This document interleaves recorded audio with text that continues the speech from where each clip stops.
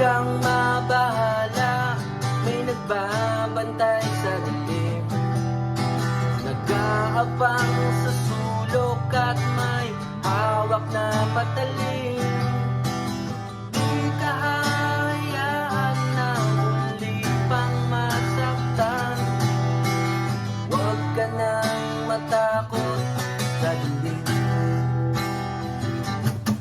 Isang gabi ng Huwebes, lumubog na ang araw, doon tayo magkita, pasalubong ko'y siopaw, upang ating paghatian. Pagdating ng hapunan, merong palang nakaabang sa amin nakamalasan. Eskenita sa ermita, may sumaksa kong Elsa, sa tagiliran isang makalawang nalaseta. Ang gamit upang makuha lamang ang kanyang pitaka, kami mahirap lamang, bakit di na siya naawa?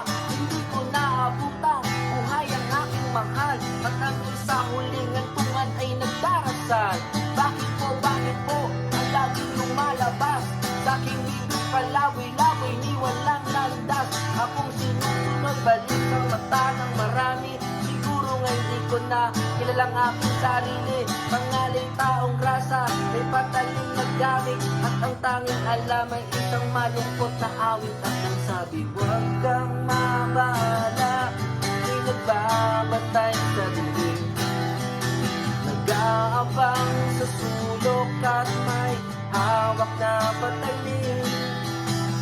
Di ka hayaan na muli pang masaktan, huwag ka nang matakot sa dilim,